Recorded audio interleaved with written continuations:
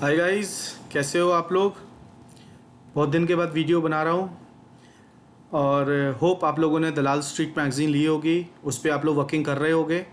तो आज आगे बढ़ते हैं, नेक्स्ट वीडियो पे आते हैं। जो पैरामीटर्स हम डिस्कस कर चुके थे उससे आगे के पैरामीटर्स को देखते हैं। तो मैं लेटेस्ट फाइल ये डाउनलोड कर रहा हूँ वेबसाइट से। ये फ़ाइल डाउनलोड हो गई, इसको ओपन करते हैं।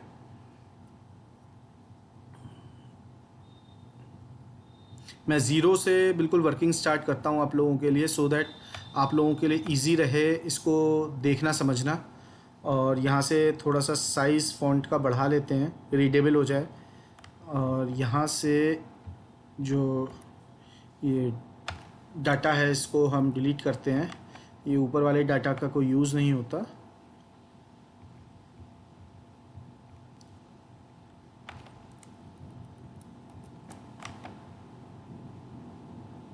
राइट, ये आ गया। इसमें सबसे इम्पोर्टेंट मेरे लिए होता है कि पहले आप इनको अपने हिसाब से आप सेलेक्ट कर लीजिए, क्योंकि यहाँ तो ये एज़ पर इंडस्ट्री लगे हुए होते हैं। तो इनको हम सेट करने के लिए पहले हम डाटा में जाएंगे, इसमें हम फ़िल्टर लगा लेते हैं। फ़िल्टर लगाने के बाद मेरे हिसाब से हम इसको अरेंज करते हैं मार्केट कैपिटल के फॉर्म में। आप इंडस्ट्री के फॉर्म में तो देखिए ये ऑलरेडी लगे हुए आते हैं। If you want to go industry wise तो आपको यहाँ पे ऑलरेडी इंडस्ट्री वाइज मिलेगा। आप सब कुछ इंडस्ट्री वाइज में चेक कर सकते हैं। लेकिन अगर इंडस्ट्री वाइज नहीं जाके आप मार्केट कैपिटल के हिसाब से जाना चाहते हैं, ओवरऑल इंडस्ट्री देखना चाहते हैं, तो लार्जेस्ट टू स्मॉलेस्ट लगा लेते हैं हम इसको। इसमें हमें एक बेनिफिट होता है कि हमें ये भी आइडिया लगता है कि गुड कैपिटल कंपनीज कौन सी हैं, और उसके बाद सेकंड गुड और माइक्रो कैपिटल्स, मिड कैप, सब लाइन से आ जाती हैं सारी इंडस्ट्री में। अब देखिए, हमने जो सारे पॉइंट्स डिस्कस किए थे उसके बाद अब जो एक पॉइंट आता है दैट इज़ सेल्स। अल्टीमेटली सबसे इम्पॉर्टेंट पैरामीटर आप इसको कह सकते हैं सेल्स, क्योंकि एक बिज़नेस किया जाता है पैसा कमाने के लिए, और पैसा कमाया जाता है सेल्स के थ्रू, सर्विस के थ्रू। कोई भी काम, कोई भी बिज़नेस जो वो कंपनी कर रही है, मार्केट में सर्विस दे रही है, सेल्स दे रही है, तो उससे जो वो पैसा जनरेट कर रही है, जिसको हम रेवेन्यू कहते हैं या सेल्स रेवेन्यू कह लीजिए, वो कंपनी कितना कर रही है। अब देखिए, इसमें बहुत सारी बातें होती हैं। सेल्स ज़्यादा होना कम होना आप इंडिविजुअली नहीं देख सकते। इसको आप कहीं ना कहीं देखते हैं कि कंपनी इतनी सेल्स, कितना पैसा, कितने बेस पे कर रही है। तो इक्विटी कैपिटल का बेस एक तो होता ही है हमारे पास में।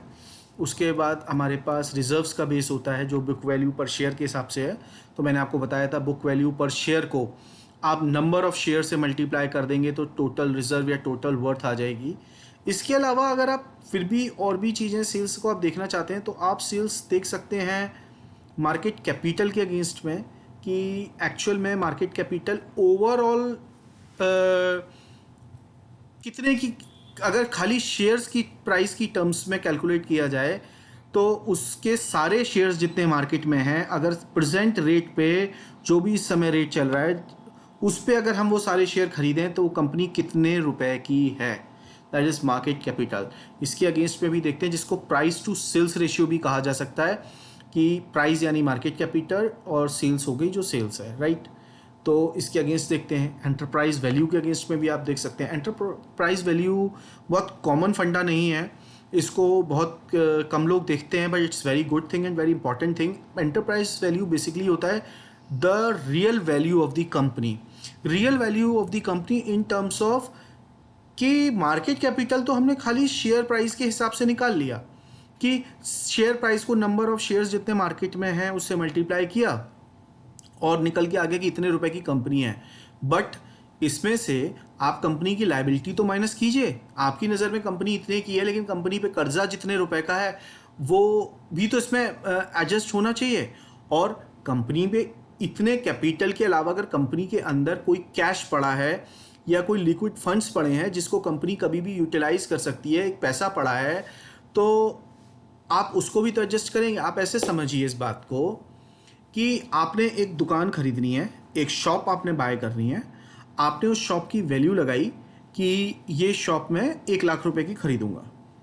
अब 1 लाख रुपए की वैल्यू आपने उसकी लोकेशन देख के, उसका एरिया देख के, सब कुछ देख के लगा दिया, मार्केट प्राइस देख के लगा दिया, मगर मान लीजिए एज इट इज़ में वो दुकान आपको मिलनी है और उस दुकान के अंदर 1 लाख रुपए का माल भी पड़ा हुआ है, वो भी आपको दुकान के साथ मिल जाना है। तो आपकी नज़र में तो आप 1 लाख रुपए दे रहे थे, सॉरी, और उसमें अंदर मान लीजिए 10,000 का माल पड़ा है, तो आपकी तो वो 90,000 की कीमत ही पड़ी आपको। या आप उसको मान सकते हैं कि उसकी शॉप की रियल वैल्यू 1,10,000 हो गई।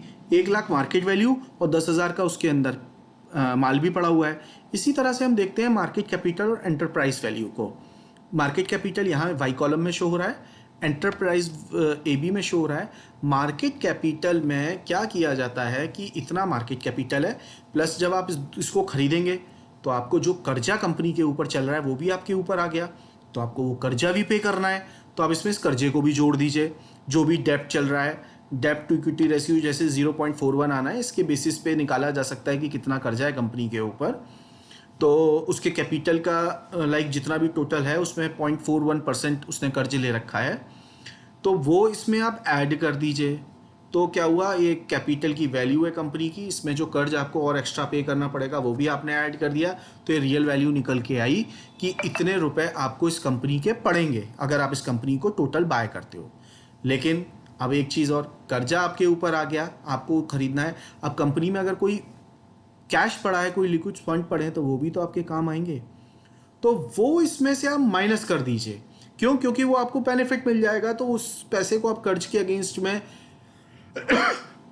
या किसी भी की चीज़ के अगेंस्ट में यूटिलाइज कर सकते हैं। तो आपने मार्केट कैपिटल में कर्जा जोड़ दिया, डैट जोड़ दिया, डैट के बाद इसमें से आपने माइनस कर दिया liquid funds, cash funds, short term funds जो हैं, तो वो जो वैल्यू निकल के आती है दैट इज एंटरप्राइज वैल्यू। इसको आप कह सकते हैं कि this is the more realistic value of that company, right. तो ये डिपेंड करता है इंडस्ट्री टू इंडस्ट्री कि इंडस्ट्री वाइज कंपनी पे डैट कितना है, इंडस्ट्री वाइज कंपनी पे लिक्विड फंड्स कितने रहते हैं, उसके बेस पे ही अमाउंट होती है। तो आप जब भी इसको कंपैरिजन करेंगे तो इसको इंडस्ट्री वाइज कंपैरिजन कीजिएगा, ठीक है। तो मैं बात कर रहा था सेल्स की। सेल्स को समझाते समझाते आपको मार्केट कैपिटल के साथ एंटरप्राइज वैल्यू भी समझा दिया। अब इसको वापस आते हैं।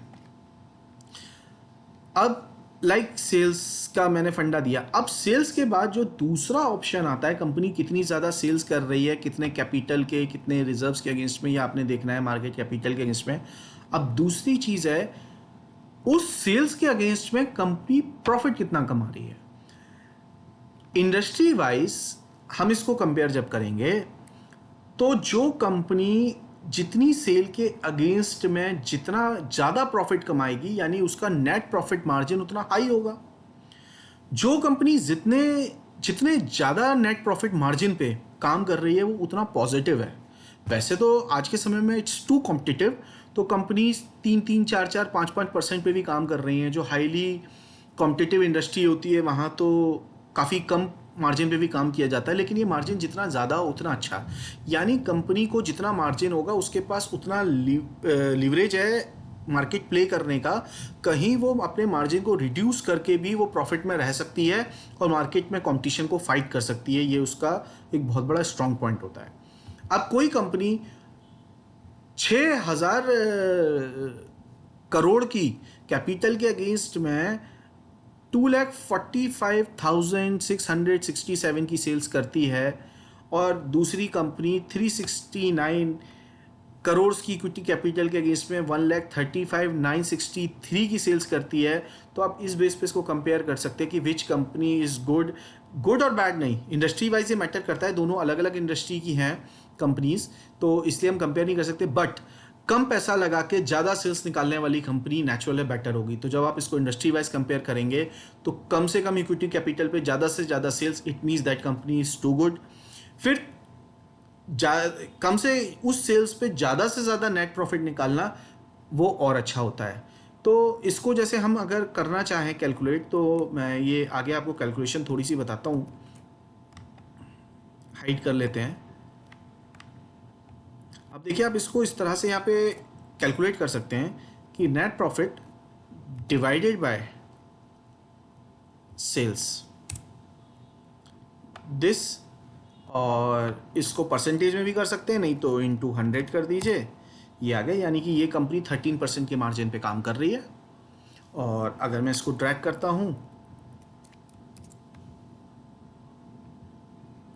तो ये देखिए, ये कंपनी तो माइनस में काम कर रही है, नेगेटिव मार्जिन पे, यानी ये लॉस पे काम कर रही है इस समय, भारतीय एयरटेल। तो इस समय जियो के आने के बाद से कंपटीशन मार्केट में बहुत बढ़ गया था, तो इस समय तो सर्वाइवल का चैलेंज चल रहा है। सेम इन द वे आप देखेंगे वोडाफोन को, तो वो भी इसी तरह से कुछ काम कर रही होगी। बट आप ऊपर देखिए, ये 13% के मार्जिन पे है, टाटा कंसल्टेंसी 22% के मार्जिन पे काम कर रहा है, और एच बैंक 25% पे है। इस तरह से सबका अलग अलग होता है। आप हैवी इंडस्ट्री में जाएंगे तो ये आपको काफ़ी कम मिलेगा और काफ़ी डिफरेंट मिलेगा। तो इस तरह से हम इसका मार्जिन देख के इस पे काम, मतलब लाइक हम कंपेयर करते हैं कि क्या इनका प्रॉफिट मार्जिन है, राइट। ये मैटर करता है इंडस्ट्री वाइज, तो इसको आप इंडस्ट्री वाइज ही कंपेयर कीजिएगा हमेशा, जिसका जितना ज़्यादा हो ये उतना अच्छा है। बाकी मैं एक बात और कहूँगा कि लाइक बहुत ही कम मार्जिन पे काम करना, उतने मार्जिन पे काम करना कि जिससे ज़्यादा आप बैंक में पैसा डाल दो तो आपको ब्याज मिल इंटरेस्ट मिल सकता है, ब्याज मिल सकता है, उससे कम मार्जिन पे काम करना थोड़ा सा खतरनाक हो सकता है उस कंपनी के लिए, क्योंकि फिर दिमाग में सोचने वाली बात है कि कंपनी उस पैसे को बैंक में क्यों नहीं रख रही, बिजनेस में क्यों है। अब आपको उस समय डीप डाइव करके ये चेक करना है कि कंपनी इतने लो मार्जिन पे क्यों काम कर रही है। कई बार उसके पीछे कोई पॉजिटिव रीज़न हो सकता है कि कंपनी अपना बेस बना रही है, या कंपनी ने मतलब कोई मार्केट सिनारियो ख़राब चल रहा है, या कंपनी क्यों काम कर रही है, दैट्स इट। पीछे कंपनी का बैकग्राउंड क्या था, पीछे मार्जिन्स पे काम क्यों किया था, कितने पे किया था, एंड ऑल ये आप देखेंगे, ये प्रॉफिट मार्जिन मैटर करता है, राइट। और अब ये देखिए, जैसे ये कंपनी है अदानी एंटरप्राइज लिमिटेड, इनका आप इस समय देखिए तो ये खाली 2.76 3%, मान लीजिए 3% मार्जिन पे काम कर रहे हैं। तो अदानी के अंदर बहुत सारी अलग अलग कंपनीज़ है, ये बेसिकली डाइवर्सिफाइड कंपनी है अदानी एंटरप्राइज, ये होल्डिंग कंपनी है, इसके अंडर में सारी कंपनीज जितनी अदानी के अंडर में है ऑलमोस्ट सबका शेयर होल्डिंग रहता है। तो शायद इस वजह से प्रॉफिट मार्जिन कहीं प्रॉफिट कहीं लॉस की वजह से इनका ड्रॉप हो रखा है, तो एक्चुअल में शायद इतना लो ना हो। और दूसरी कंपनी जो इस समय उनकी लॉस मेकिंग है या कम प्रॉफिट पे काम कर रही हैं, वो भी जब अच्छे से एफिशिएंटली काम करेंगी, वो प्रॉफिट में आएंगी, तो ये इनका बढ़ जाएगा। तो आप future profit margin, past profit margin, इन सबको भी आपस में चेक करते हैं, right. Profit margin is this thing, ये बहुत इंपॉर्टेंट पैरामीटर है। तो इससे अब हम आगे बढ़ते हैं। इसके बाद आपको मैंने नेट प्रॉफिट का ज़्यादातर try to invest in companies जो प्रॉफिट में ही हैं, और अगर वो कंपनी लॉस में हैं और still you want to invest, जैसे कई बार बड़ी अच्छी र्यूमर्स आ जाती हैं कुछ कंपनीज़ के आगे कि नहीं नहीं यस बैंक में इन्वेस्ट करना है, वोडाफोन में इन्वेस्ट करना है, they are good, they are future multi bagger and all. तो इसके केस में आई विल सजेस्ट कि सबसे अच्छा होता है कि आप ये देखिए कि पिछले कुछ सालों में या क्वार्टर्स में देखिए, यूजुअली क्वार्टर्स में मत देखिएगा, ईयर्स में देखिएगा। क्वार्टर्स पे आप 3-3 महीने पे 6-6 महीने पे बिलीव नहीं कर सकते, और कंपैरिजन हमेशा वो ईयर टू ईयर करिए, क्वार्टर टू क्वार्टर करिए। मींस जिस क्वार्टर को इस समय ले रहे हैं लाइक सेकंड क्वार्टर, तो लास्ट ईयर का भी वो सेकंड क्वार्टर का ही कंपैरिजन होना चाहिए। तो उसमें आपको 3-4 क्वार्टर्स ईयर वाइज या 3-4 साल को देख के, क्योंकि आपको ये डिसाइड करना चाहिए कि क्या वो कंपनी लॉस में है, but are they reducing their loss.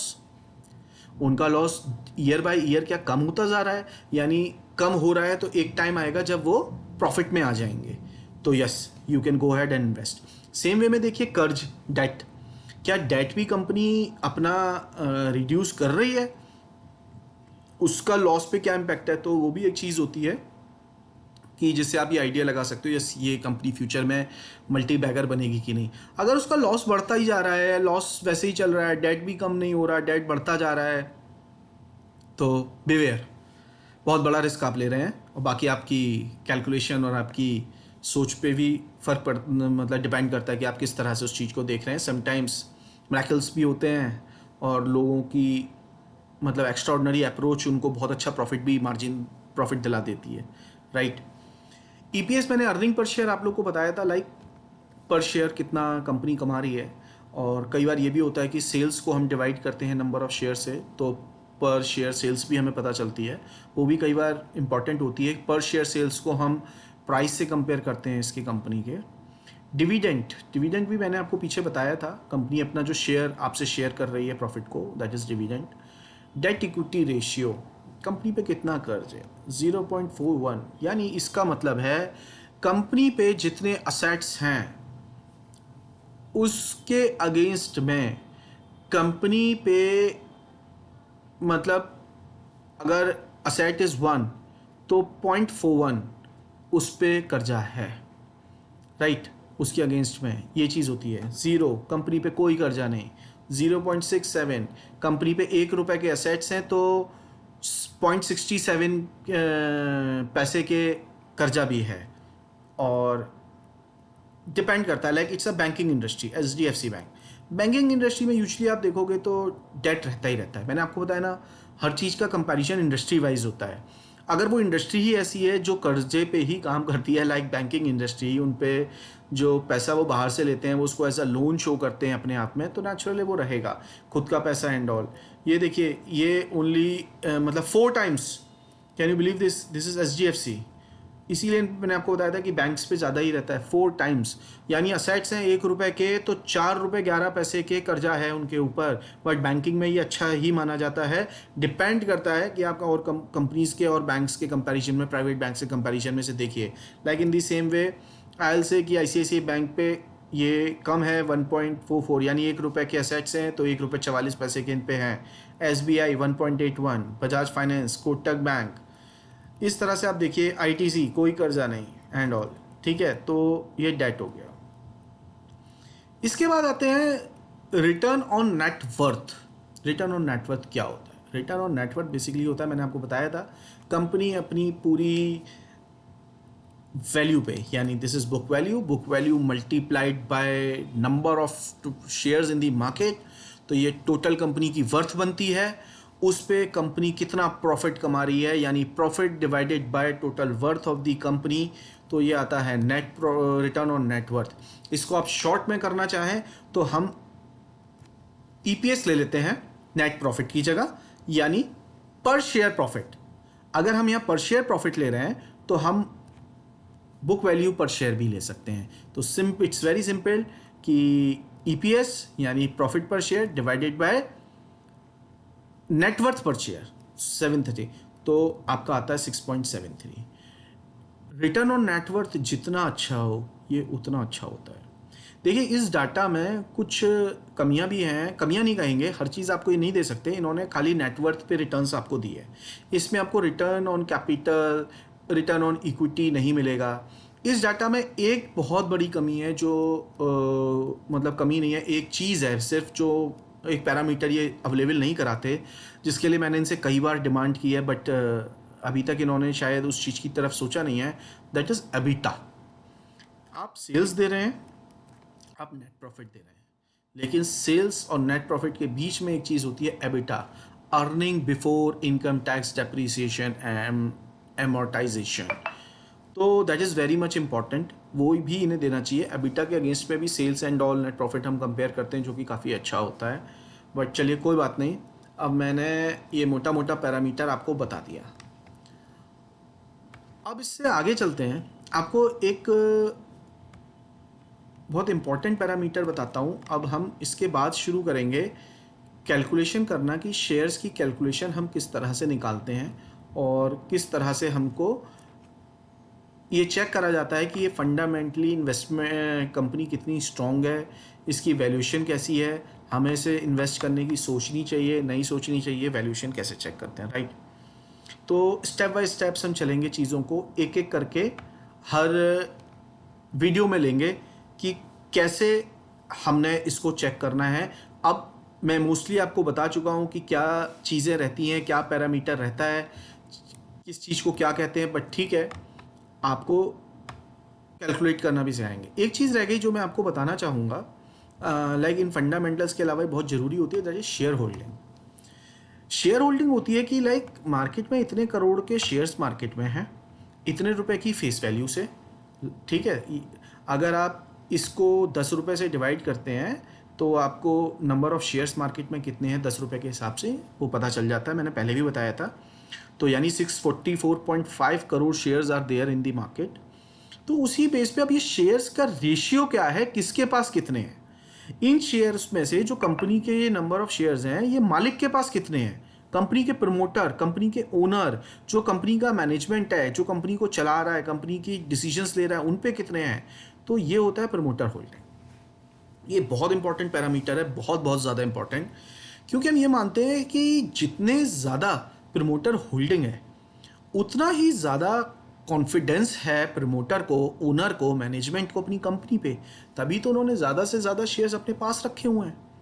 दूसरी बात, अगर उन्होंने ज़्यादा से ज़्यादा शेयर्स अपने पास रखे हैं तो वो शेयर होल्डर्स के फेवर में भी डिसीजन रखेंगे।